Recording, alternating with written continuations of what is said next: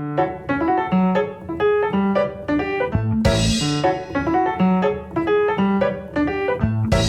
in your thoughts? Oh, what's in your mind?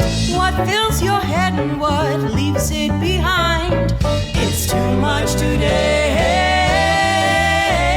It's too much today.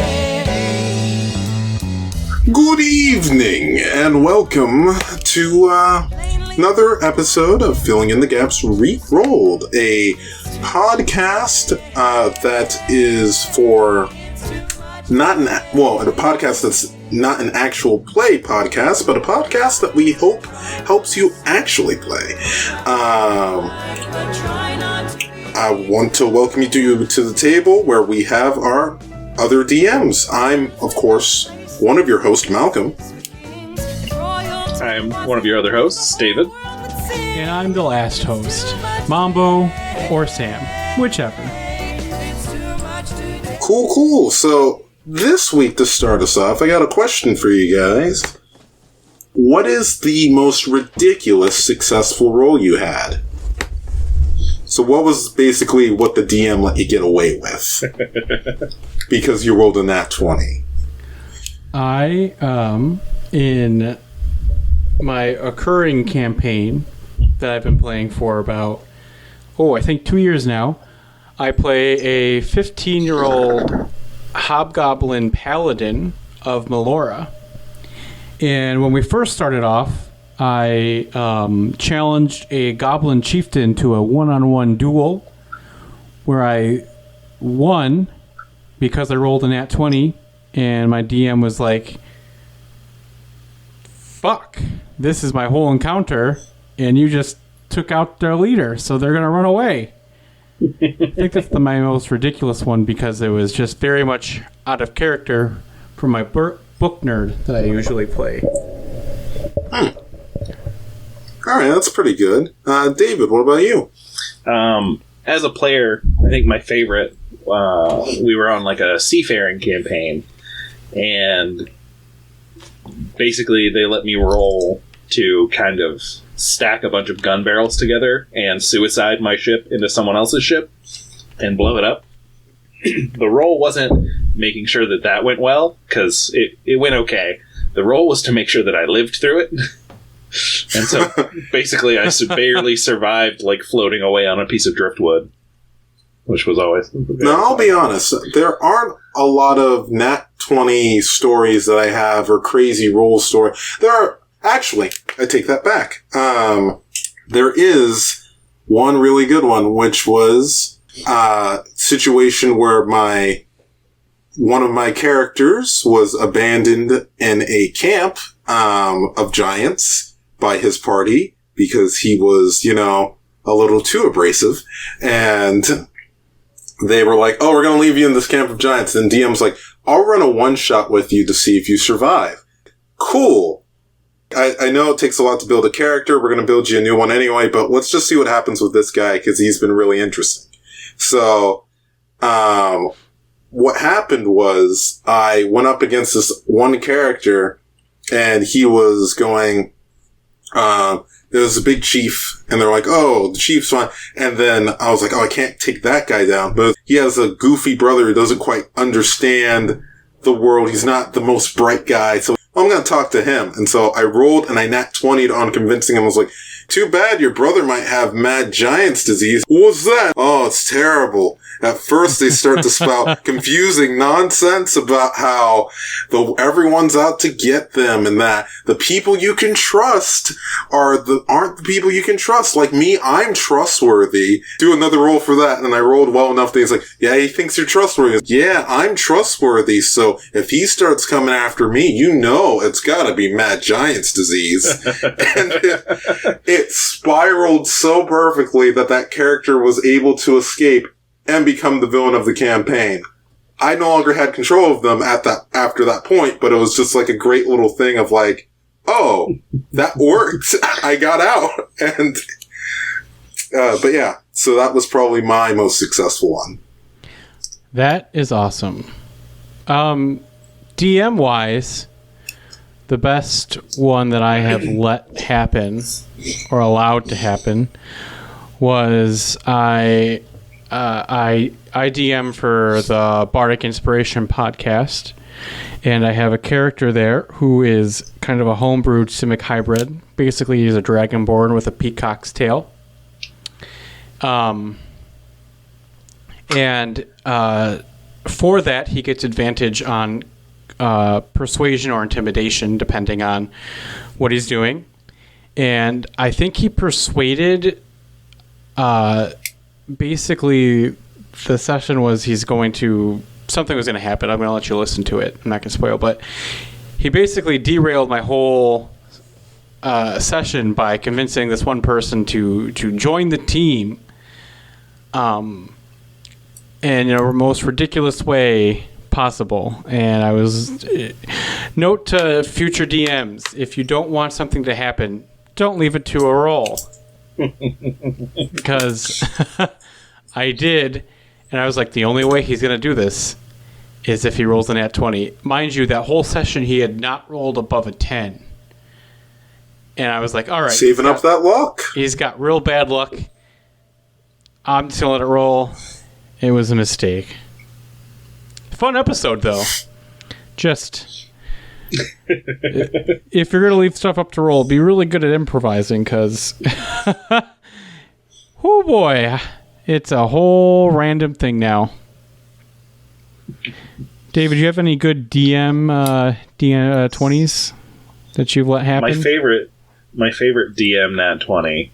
I was running an evil campaign, and the players all kind of found their way into this holy ground, and a bunch of the priests of this deity were there and caught them, and they were able to convince these priests that they were actually, like, not necessarily avatars, but champions of the priest's god. And with a little bit of magic in the background and a nat 20, they, like, had stuff happen to be like, yeah, your god is totally behind us, and they fully bought it, and it led to them essentially having this group be their personal army. And that's pretty cool. It wasn't. They all died, and I had big plans for that whole group.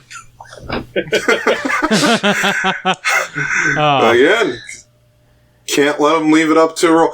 Best nat 20 story, because I was very impressed by this. So in one of my first ever campaign I ran, I of course filled it with Greek style gods. So gods that are killable, but only really by other gods. If you're just a person, you're not going to be able to do anything. But there was a point where they were working under one of the gods, and they met another one, and it was their first confrontation between the two, and their person was getting just wrecked.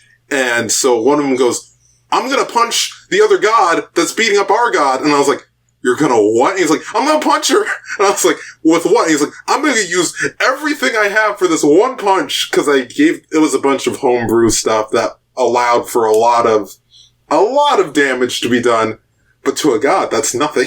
So it was just like, okay. And he nat 20'd it. And he's like, oh, what happens? And I was like, you punched them. And they're like, and what? And I was like, she just turns towards you and just goes, huh, I actually felt that. And just goes back to doing whatever. And it's like, it was a moment where it was like, oh, they saw very quickly everything I wanted them to see. They got like, these are not things you can really win a fight against, but you could beat them theoretically. You just have to have enough strength for it, but not every punch is going to be like, I burn all my spell slots just to do this one punch, and then for only it to be like, oh, all right, well, yeah, I felt that. Like, it was a thing of like, oh, no.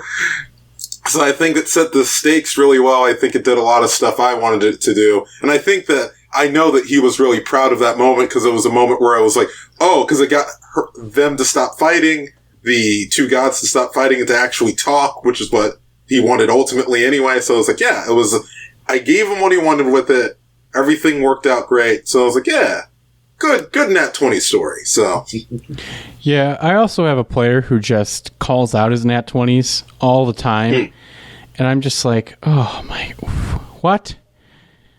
But I think that's just like, man, I really hope I don't roll a nat 20. And he's like, it's a nat 20. And I'm just like, dude, how? But anyway, David, I've got a question for you. Okay.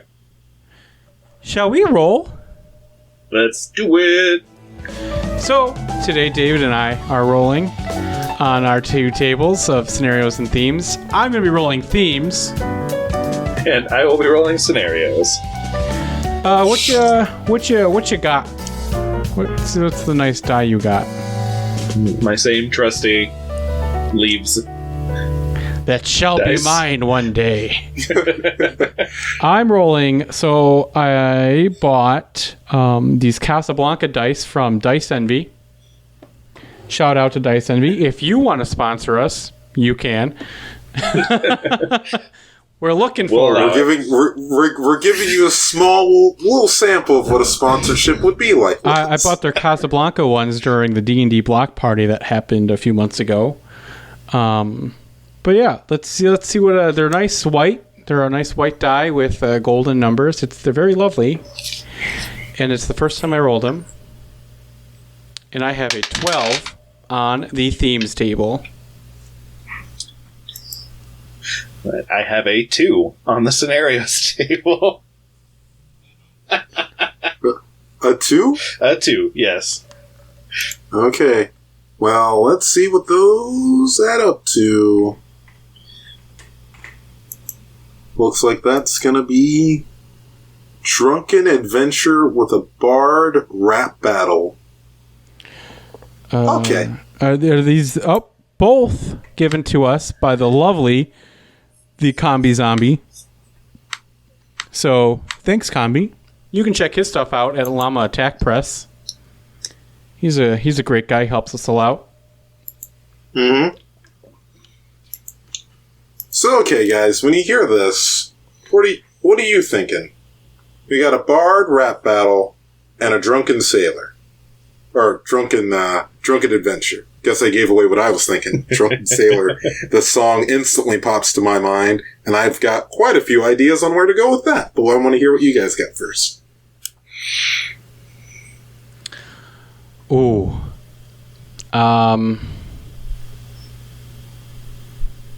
Drunken Sailor. See? Now, Drunken Adventure. Yeah, I heard it. Drunken Adventure. I have recently watched a couple of Kung Fu movies, so a Drunken Master comes to mind, monk type thing. Maybe a little Rock Lee for your Naruto fans out there. Kind of esque character comes to my mind. And a Bard rap battle. Ooh. I mean, let's just make it a Christmas special at this point, you know? Which bard can rap the fastest, you know?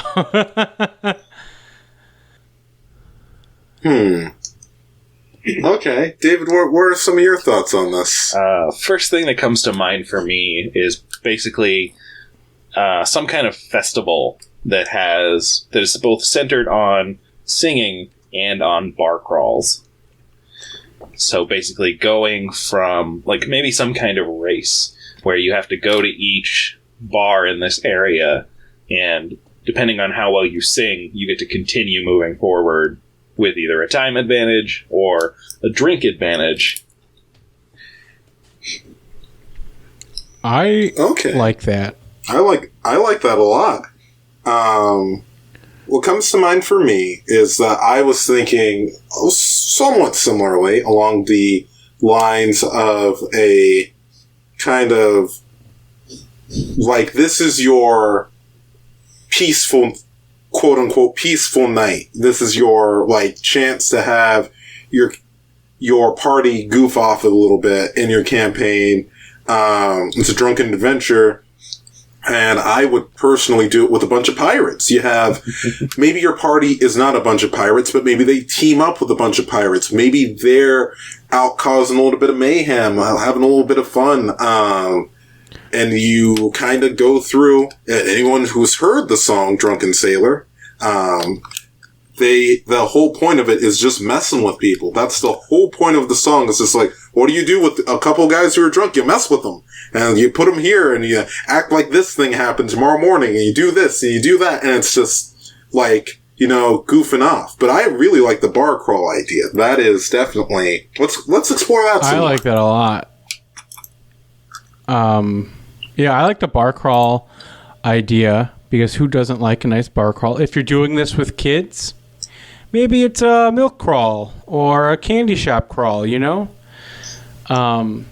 Drunken Adventure, scavenger hunt. A scavenger hunt, there you go. A Drunken Adventure just reminds me of every game I DM because my party players get drunk very often when we play. We use a thing called a plot shot in it, where randomly in the session, my phone alarm will go off, and we all take a shot of alcohol, and then I reward someone randomly gets a plot point to add into the story, as long as it's not game breaking. So that reminds me a lot, and I think you could do this by each bar having something for a player. You have 5 players, you have 5 different bars they go to, and this could be a great background to get to know you episode or a session, a lore dump session possibly, or just introducing different elements of your world as a DM. If you have pixies or changelings or doppelgangers, could be a great drunken bar crawl idea, different themes for different bars. I did also like the fact that the singing, and tying that back into what you were saying, Sam, the singing of it, you could have it be maybe the singings for different areas. So you have some different music playing. Bards, it's always tough if you want to do kind of a thing with it where it's like, oh, do you want your players to actually have to sing? Do you actually not? It's always tricky to say. You also might not have a bard in your party. I always play bards or some sort of multi-class bard, except for one character. So, and I don't sing personally, and none of my bards sing. They always do their things differently. But if you have a player who wants to sing, this is their prime opportunity to let them sing. I know ours says rap battle, but you could have it be a different kind of singing competition if you want. Or you can have someone try to rap. I mean, there's nothing funnier than people who try to rap but can't. I'm not big on it, honestly. It's a lot of cringe for me. This reminds me of epic rap battles, to be perfectly of history. Yes. No, I think that might have been the inspiration behind it. We'll have to ask Combi a little later. But for it, I question, you mentioned different styles of music, different styles of rap maybe. You could do maybe different rhyme schemes or things they have to solve. So instead the puzzles are more like that. So you could have puzzles with word puzzles and then try to solve what word would actually go with the flow of the thing. Yeah, that would be a great one. You're helping different bards at different bars to drop bars at bars. So they're like, man, I really can't decide what to say here. Can you help me out? And depending on how well your players solve it, could be determining how much gold they get if they're scrapped for cash type of place. Great way to insert home brews of different types of brews and stuff, of things to get to help out your players if this is like a setup to the next arc. Even if you want them to go back to your pirate theme, if at the last bar they go to a pirate-themed shanty, and then they get so drunk that they spend the night on the pirate ship, and then they wake up and they're at sea already, would be quite interesting to do. Now, for Bard Rap Battle, I'm actually thinking quite a bit about, like, a battle of the bands of sorts, where it's like, and maybe it's kind of, or even kind of like show horses, like, not show horses, what's it called when they racing horse races. I can think of things. But yeah, at horse races where you bet on your horse, you make sure people bet on them and literally like set them up for success. What if it's like the same thing with this rap battle where it's like you gotta back the right guy, and so you have to like investigate which ones are gonna be good. And it could be like, this is gonna be a lower stakes thing, obviously. It's not gonna be the immediate danger of being trapped in some sort of situation. It's just like, oh, hey, I'm betting on I know tons of actual rappers. I just can't think of a good D&D parody rap name to just drop in there. Oh, yeah, I gotta think. Kanye West. He's back again! No! But, yeah. Running for your local town mayor, Kanye West. Oh, gosh, please, no. But what they... Either way, we'll come back to that. But either way, you have those people, you pick one that you're like, this is the one I want to have succeed. And so you're like, we got to prep this. Maybe here's one. Maybe they're all bad. Maybe they're all bad at it. And it's just like, we got to pick this guy to get him good. But meanwhile, while you're prepping up, insert name later, we have other people prepping up the other guy across the street. So it's like, okay, your team has chosen this person, but some other people are like, come on, guy, you're good too. I don't know. It's so hard. I don't know why it's so hard to get parody names for I know. I'm looking right rappers. Now. On the spot. Because I can think of like, we've got the Notorious like Eminem, G.O.B. Common. There's a little goblin rapper, the Notorious G.O.B. That's pretty good. Okay, yeah. But yeah, it's so you're trying to help the Notorious G.O.B. get to be really popular, and then it's just you have it be that way. If you want, I suppose, if you wanted for there to be some action, you could have it be that there's much like any sort of arena or thing. It's pretty cutthroat at times, so you could have it be that maybe some people are like, hey, we saw that you were helping out that guy. Stop it, or we're going to have to send some people after you. And you're like, whoa, wait, what? Who are you? And it's like, we support this other guy over here who's not the Notorious G.O.B. And it's like, oh, and you want me to stop helping him too? Yeah, we want our guy to win the competition. And it's like, okay. Again, these are two very good ideas for both the Drunken Adventure and the Bard rap battle. I'm having trouble with the merge. So, I'll be real. This is almost a tangent, but I think it fits really well. I looked up some deities for D&D. There's one called Valkyr, and he's like a shipping, almost piratey. He's patron of sailors, ships, favorable winds, naval combat. They celebrate something called the Shattering, which is when like ice flows in the north break and sailing season finally starts. And we kind of joked about this being a Christmas episode earlier, but it could really fit if we have this event of the Shattering going on. They have a bunch of gifts that are being given. And to kind of drop a pun, we have a bard rap battle where people are going through various competitions of how to wrap presents for this event. And it's the competition not of their singing, but of their ability to kind of wrap these gifts well and give them out. I like that a lot. I like that, but I question if it's technically cheating. It's the Bard rap battle. Yeah, no one knows but us and Combi that he how he spelled rap. Unless we leave this part in. That's fair. Then everyone will know that we were cheating. Man, my mind is drawing a blank, and as soon as we're done recording, I'm going to have 1,000 different rap freaking puns and stuff ready. It's just that rappers already have such unique names that it's just like Like, I definitely know there's something I could do with LL Cool J, but my Dungeons and Dragons stuff isn't coming to me right now. Or T-Pain there's got to be something I can do. T something.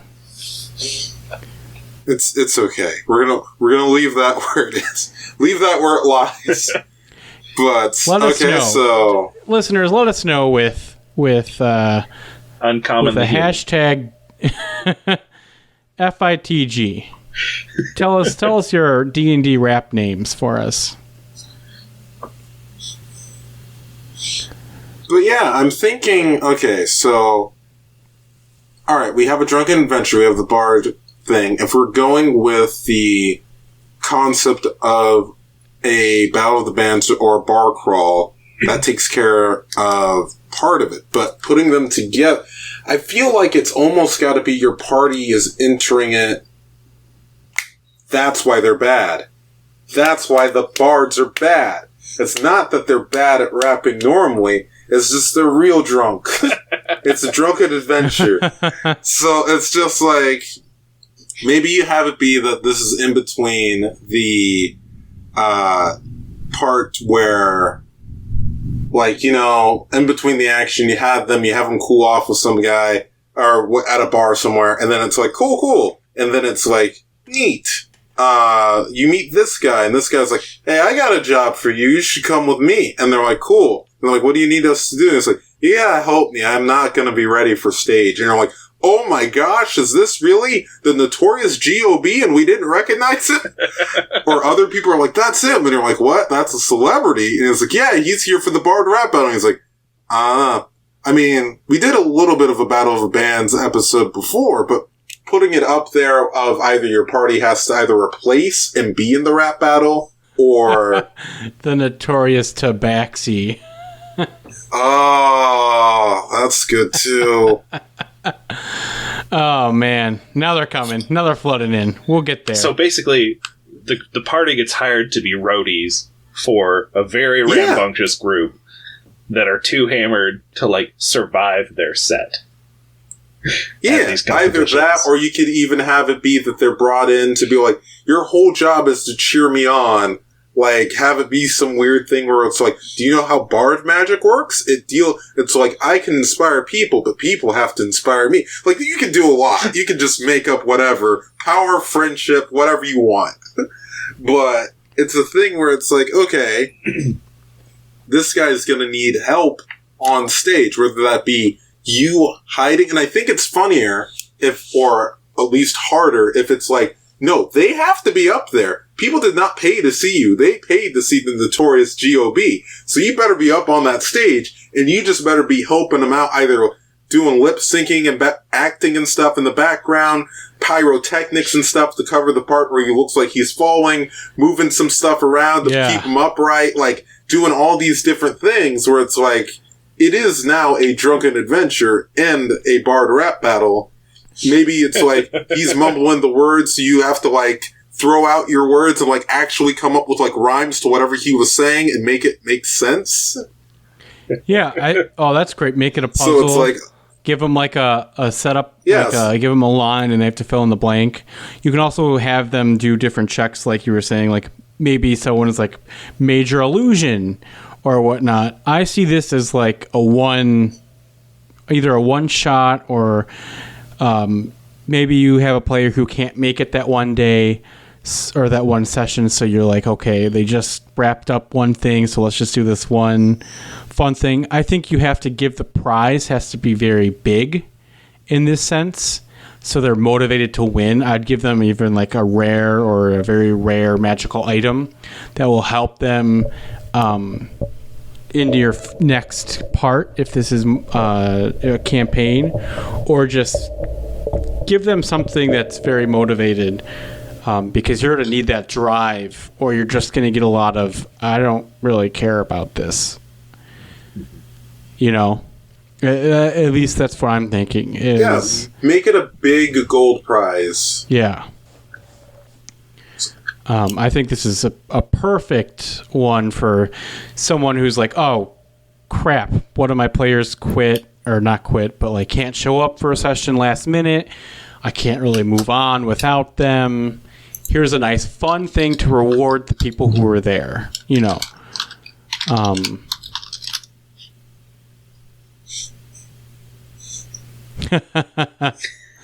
Yes. Cypok, the Cyclops rapper would be perfect there. Not bad, not bad. But yeah, I think of it more along the lines of it being, because a lot of times it happens, you don't get to gain a lot of gold, at least not in the games that I play, from attacking monsters, from doing stuff. So this might be your chance. You're working with a celebrity. He's like, look, I'll pay you like 100,000 gold, split between the 4, 5, 6 of you. And it's like, okay, that's going to be a lot more gold than you're going to earn for a long time. All you have to do is just help this guy, but you've got the discretion of the audience. It's like, look, it's got to go off without a hitch. People cannot notice this at all, and you got to help me win against this other guy. Like, that's your pressure, is the fact that it's like, well, okay, and then if they're just like, well, we want to be jerks and not show up, or like, this guy sucks, or whatever, and you do that, it's like, well, now you have a person who is a celebrity, who can badmouth your party so that people don't want to hire your party. You can basically get blacklisted in that sense and just have it be like, oh, well, okay, well, we're going to go to this dungeon that we heard about, and then people are like, oh, it's you? We don't want you to go. And it's like, well, why do you know us? And it's like, well, everyone knows. Notorious GOB came in here a few weeks ago, told us not to trust anybody who looks like you, or who's traveling around to this party. Don't like them. Like, it's a thing to add stakes that aren't, oh my gosh, we're gonna die, because I feel like we do that every week. We're like, oh my gosh, we're gonna die, but let's tone it down for once and just have it be your reputation's on the line. That's okay. Just, you're not gonna be popular. You're gonna have to earn back some respect from your guild, from your whomever, because everybody in some way likes this. I mean, I think of, wow, two things: A Star Is Born and Starstruck from Disney Channel. Disney is not a sponsor, but you know how it goes. And so it's in both of those, the idea is that these celebrities are super duper huge and somewhat down to earth, but at the same time, everyone's just like, okay, but don't mess up their image because they're super cool. And if we learn that they're not cool because of what you did or because something happened with you, then we're not going to like you. We're still going to like them. Oh, yeah, Bone Thugs and Harmony is a pretty good one. Our audio guy sending us a few clever names he's come up with. So Bone Thugs and Harmony, again, I had to throw that out there, is a group of skeletons, and I approve. And of course, the person running this tournament has to be like the big bard organizer, the Sugar Knight. Oh, that's pretty good. The Sugar Knight. That's pretty good. That's good. I like that. And that's whose graces you have to get back into if you don't do well. Yeah, I think that this would make for an interesting thing, because if you have a character, I don't think it's done a lot, where there's a lot of characters where you upset them and they have political pull. Mm-hmm. My DM did it to me one time. Not saying that one. But our DMs, my DM did it to me one time where he had a group where he was like, oh no, you've basically killed this place's like sacred animal. Yeah, but and you're carrying it around. Yeah. You're not putting it anywhere? I don't have anywhere to put it. Okay. You walk into the guild hall and they instantly look at you and go like, yeah, you're getting banned. What? No, you're carrying around like sacred stuff. You can't do that. Yeah. Oh, it's a chance to add a sense of like realness to your world. Because a lot of times, you got your murder hobos or your hunters or your whatever, where they're going in and they're just like, okay, I killed the thing. I get to carry the thing with me. And it's like, maybe you don't. Maybe you don't get to just walk around doing whatever, wherever. or maybe it's fine in some places and not in others, and that on its own adds a sense of depth to your world. I love action and consequence when DMing, because that is one way for your party to quickly learn that, oh, if I do things, this is gonna happen. I agree completely with having like there be a consequence with them not winning this battle as well. I think you could also make a lot of checks to help it run smoothly. Like I said, a minor image check, you can have that person roll with persuasion or performance. You can have your big, strong guy be a bouncer, roll for intimidation to intimidate the crowd into believing you type thing. You can be clever with it. I think... And you can also have the party, like, sabotage others. Other people, yes. Yeah. So you're not just roadies for the Notorious Gob. You're also working kind of against the other ones. And you might win still, but if you get caught being dirty, that'll also hurt your reputation. Yeah, so you have some kind of like... forgot what that game's called. It's a TV show called Cutthroat Kitchen. And the whole thing of it was that if you thought you were a good enough chef... You could just try to cook on your own, but you get the money you get at the end. You could use some of it to try to sabotage your fellow people. But if they ended up making a better thing than you with the problem, that was even more props to them. Yeah. And so it was like, oh, well, do you want to like throw something in their way, or do you want to pump up your person? So I feel like this is coming together. I was a little nervous in the beginning that this one was going to be our first like, whoa, but feels like it's getting there, if not already, but. Sorry, my mind is just so much focused on these names, and I'm trying to kick myself out of it. It just being a pun person that I am, I'm sorry for all those who hate puns. I just cannot help but try to make as many as possible. So I am trying to kick my mind out. What would be a good prize besides the gold? What could be a good motivator for them to join this battle? MacGuffin. What was that? MacGuffin, somebody said. Yeah. If for example, if you need something that, like, the party is like, well, I need to be able to get such and such, the rare such and such, and it's like, oh, it's rare. That's something that they would put in there because just for the rarity of it. Mm-hmm. Yeah. I'm not saying they're going to have, like, Excalibur, but they might have something where it's like, oh, this is, it's just not a ton of these, but that's why it's in the things. If you do well... And maybe even that's a thing, too, where you can have it be like, you want the gold or you want the plot device that you've been looking for. Yeah, I think... Because then it's just like, oh... I love that a lot. I was actually just about to suggest that as well. I think listen to your players and their backstories.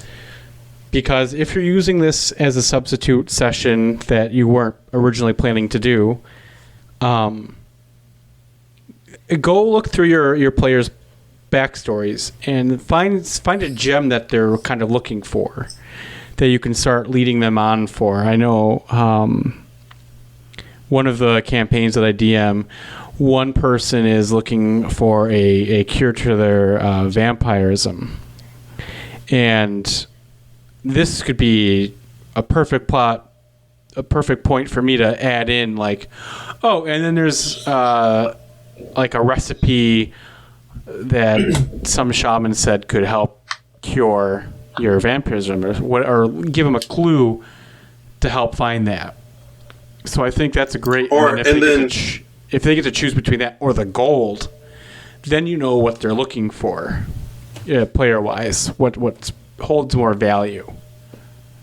And then to make it a little less specific, or to make it, because I don't want to make it that the players are like, this is targeted for you. It's like, no, but maybe if you have your vampirism player who's like, oh, I gotta find a cure. And it's like, oh, this is a book of ancient cures and forgotten tomes of healers. Go, yeah. And then you have like a thing where it's like, oh, well, it's like, yeah, popularly including vampirism, lycanthropy, the plague, like, you know, and people are like, oh, yeah, my sister got the plague. We gotta get that. And it's like, yeah. So it has value outside of just your player. My sister had the plague. She turned me into a newt. I got better. Yeah, I think that'd be great.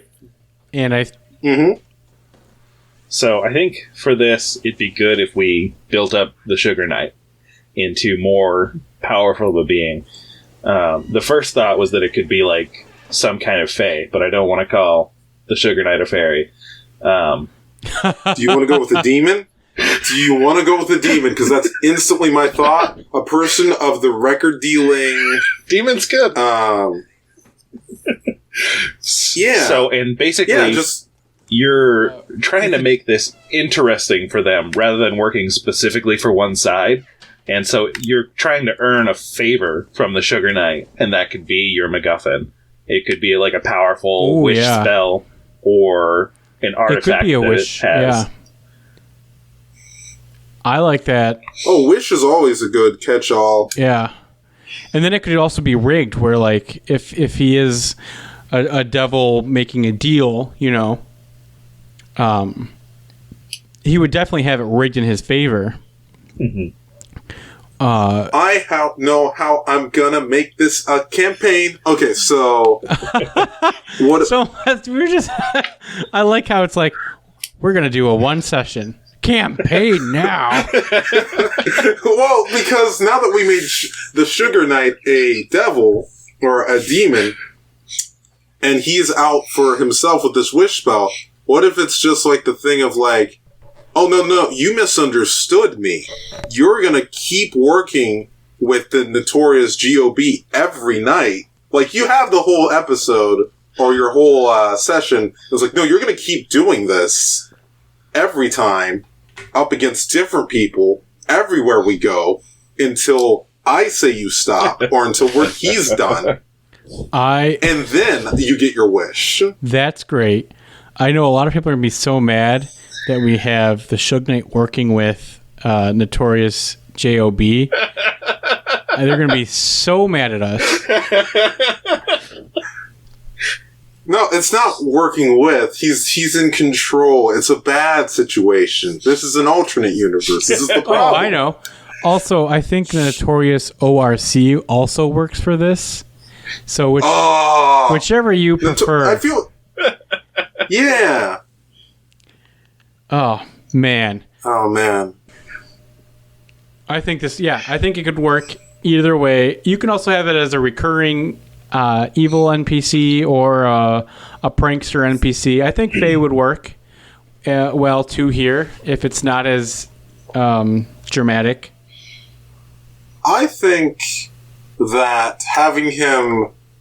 If we're going to do reoccurring, I feel like it's got to be the first time you defeat him. And each time he keeps coming back with like a new maybe you're better at this name game than we are, and he can come up with more than like 4 names. That'd be great. He comes up with a new group each time. Mm-hmm. Oh my God, the Rolling Stones have to be dice themed. The Throwing Stones. That's great. Or something like that. I like this. He keeps coming back. It doesn't even have to be like... Yeah, it doesn't even have to always be a rap group. It can always change genre if you want to have some fun with it. And just, I just signed these people. And it's like the terrible thing. And that is why I would want to make him a devil or a demon, because just to fulfill that classic deal with the devil, soul for your music type thing. Well, yeah. And then also... You got the fiddle, you can do that, the fiddle thing with the devil, too? Yeah. Yes! Perfect. That's exactly what I was thinking. And we can tie back into the Centuries Festival. Oh, yeah. There we definitely. Go. We can have Def Leppard show up again. Yep. Def Leppard return. And he'd be like, oh, my old band who snuck out of their contract. And they're like, what? Flock of Seagulls has to be a group of Eric Okra. Yes. Okay. Now we're in our groove. We just couldn't do rappers. I don't know why. But yeah, I feel like if you do it this way, if you have a group, you have this person, you have this thing where it's like, okay, he's like, you're gonna work for me forever. And instead of like doing the classic movie bit thing, no, we're not. Yeah, you are, because I'm way more powerful than you. Oh shoot, you're gonna have to gain power while working for this guy who can summon you. He's like, no, I'll let you go off on your little adventures. But when I call you, you're gonna come here and do this thing with the Notorious GOB again, or Notorious ORC, and you're gonna work. Oh, so now you have a reoccurring, like, draw-in. It's more like the big bad that constantly... But yeah, you have it be that it's like, it's a different type of big bad. It's not the sense of like, oh, you can, like, you're not concerned about beating him to just beat him. It's like, no, it's because he's annoying and you don't want to do what he wants. Like, and I feel like that'd be a different thing. Normally a big bad's like, they pose a danger, and it's like, no, this guy just keeps making us help this other guy that we helped one time. But also I fear that that would put your players into a condition where they might always go, well, do we want to help this person? Because if we do, they might turn out to be working with the demon, and then we get stuck into a new contract. Like, that's fun. It could just be like a background thing. Like, it's almost just a background tie that all of your characters have, that every now and then they have to go and deal with this. Yeah, you could also use it to start off an adventure as well. Mm-hmm. Where you just tell your players, hey, look, part of your backstory is you're caught in this deal with this devil type thing. If you want. Yeah. Oh, that'd be pretty cool. Even if you could just weave it into the backstory. Because then you could play it up like, oh my gosh, we're in debt with this devil thing. What is it? What was one? And it's like, I want you to go up on stage and make sure he doesn't fall apart. That's it? Yeah. Just do that. Keep making me I want money. your souls. Yeah. I don't want your souls. I don't want anything else. This guy is worth more than any of you. Just do the thing. Okay, so this one's interesting. What other kind of things could we add to this to spice it up a little bit and give it that nice just fire at the end, that good stuff? Well, I think you could end it with a rap battle. You know, as you wrap up the campaign, you wrap it up with a nice battle. And it's just whatever level you want to take it to. If it's level 20, level 17, what have you. Just a good old slaughter fest if you want. Could add some fire to it in the depth of hell. Because I think devils and demons, whichever one you want to use, if they have to be killed on their plane of existence. So that way now you have to go down even further into hell to try to actually get out of the contract, if it's like just one of these snowballing, never-ending contracts that they've entered into. So now they're like, all right, we got to kill him, or we are never going to be able to get out of this. God, could you imagine if your DM just had you do 10 sessions in a row of the same, like, go help this guy out, then go help this bard out, then go help out that bard. At some point, your characters are going to snap and want to kill this guy. So I think that would be a nice fiery end. I feel like a little clause here. If you kill the Notorious character that we've created, that it's like you become the new like show. So that's the prevention measure there. It's like, do you want to be the ones up on stage? Because I'll switch him out with you. But I will be a lot worse to you than I am now. I've given you a break.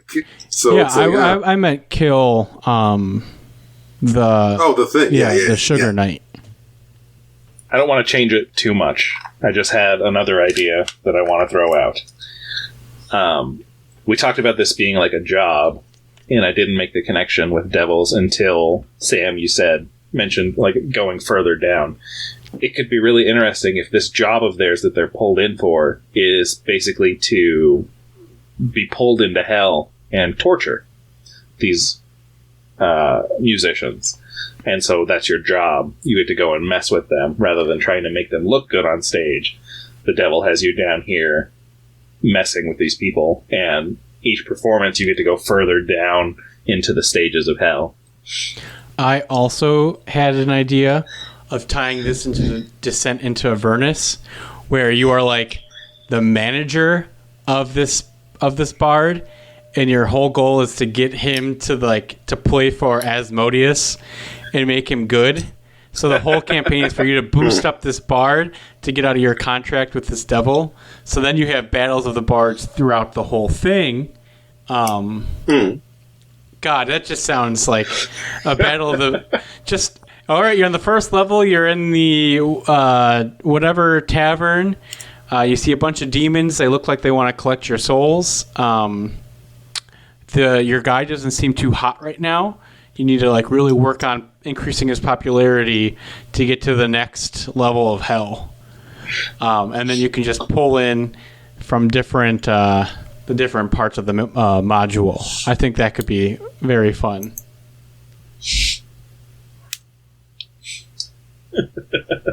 Okay, these took some turns at the end, guys. That's a good title. We had a lighter theme for once. We even involved demons and didn't get too crazy. And you're like, no, we got to go to hell. We got to fight them there. We got to burn. We had a nice little the bad guys turns out to be actually like a devil, and it's scary. But then you guys are like, no, gotta go worse. He's gotta be destroyed. Get him. But yeah, if to do the torture thing, I would suggest, because I'm not squeamish about that kind of stuff, but at the same time, I understand a lot of players are, and definitely would not want to be the people doing the things that are bad. Always get consent with your players. Mm-hmm. Yeah, but the other thing you could also do is just embarrassment because that's really bad for a person who's on stage to just be embarrassed or humiliated. So it can be a thing of that. That's what I was leaning towards. Less gory torture and more torture has some. This is hell. Has some punch to it. So this is hell for these musicians. So you get to sit out, and as the Notorious Gob is going through his set, just have one of your players be like, "No, play Wonderwall." So we're heckling them to death. Yes. Oh my god! Play Wonderwall. Not again.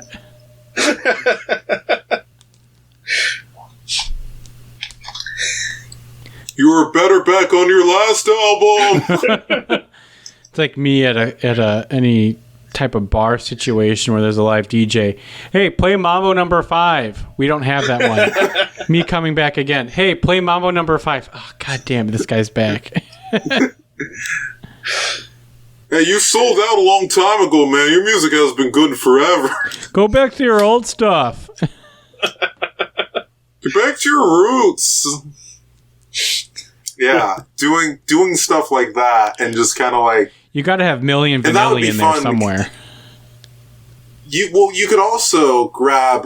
Thinking on this is going to be a little bit of a longer one, maybe. But thinking on this, you could also have it be that to give your characters something else other than just being like, we're fighting bards. It's like, then you can look up information on the other bards he's going up against. So you could have stuff like that. So when you have your rogue break into his place and be like, oh, a journal where he's talking about some Jessica person, and it's like, cool. And it's like, Jessica doesn't love you, and it's just like, that's the one that hits him, and he's just like, whoa, what? Who said that? How did they know? What?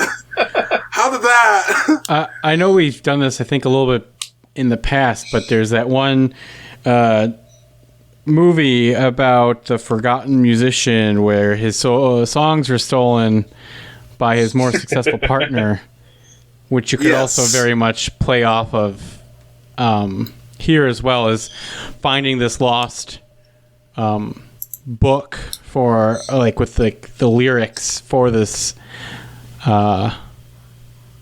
bard, and having it revealed that all of his material is stolen. So now you have like the gray area of, do I return it and complete my job, or do I not return it, expose him, but get enslaved to a devil? Mm-hmm. Or, since that book idea inspired me, we're getting all the best ideas in the bottom half. But the book idea, have it be that it's like, it's not his, but it's not anybody else's from around there. So you could give it to your guy and be like, hey, do these songs. And it's like, I also think we're losing somebody's the out there. A little bit. Yeah, a little bit. But it's like, you could have it be that, like, hey, we don't have to... You could have little things like that where there are shortcuts that are morally gray to the point where it's like, well, are we doing the right thing? And this is where you can really flesh out your party more of like, well, are you the type of people who would do this way? Would you not work with him and try to get him to write his own stuff? Or would you steal somebody else's stuff so that they don't have their stuff to go on stage and they look worse, but your guy looks better by comparison? And it's different stuff like that. But yeah, with that, I think we're ready for a recap, yeah? I think so, yeah. Yeah, that sounds good. Super duper. Okay, so it all started a long time ago. It starts when with your party entering a town where they meet a either very calm, cool, collected character or a drunken patron of a bar who tells them to, drink up, hang out with me, and then they're going to somehow, in some way, either if it is that mysterious figure, become tricked into signing a contract with them, becoming a person now working for the Notorious GOB or ORC, or anything else that you find to be clever and original, because we only have one joke here for that. Maybe a few more, but you have that happen. You have them get up onto the stage where they can either choose to help out this now completely drunk celebrity in order to make sure that they don't look bad on stage, or perhaps you choose an alternative path by making their competition look bad instead, through heckling or various other things, in means of a sort of verbal torture, if you will, or emotional torture, if you will. From there, you can choose to either continue this for as long as the DM will allow, or try to break free and face the wrath of the devil manager himself, the Sugar Knight, is what we've chosen to call him. For no apparent reason at all. There was no reason. Don't look into that in any way. This is not a reference to anything. Please don't hurt us. So, and you have this guy who's out here controlling the things, and it's like, you can choose to fight him, you can choose to maybe challenge him to a music battle, where he's obviously going to have a fiddle. I mean, we're not telling you how to run your campaign, but he's got to have a fiddle. If you're going to do a battle in hell for your freedom from a devil manager, it's got to be a fiddle. And then from there, you have a number of different options for how you choose to end the campaign. Either helping out this notorious character, helping out, maybe finding some sort of other solution with the devil, maybe getting him new clients or different things on that right, if we wanted to go that direction. And yeah, the world is your oyster. It's open to you. This one's been a bit weird, so there you go. Yeah, and all right, I have the synopsis this time. So let me get to that. You've just completed a rather hard mission, and you have gold to spend, and you're ready to blow off some steam. So you and your party venture into a tavern, and you get wasted. You drink the night long, and when you wake up, you find yourself in a very nice room. You have silk sheets. Everyone seems to be in good spirits until you look up and you see a humanoid creature dressed in sugar-plated armor. And he lifts up his visor and goes, the new recruits are finally awake. You are now the campaign managers to the Notorious ORC. And I need you to make him the most famous bard in all of the realm.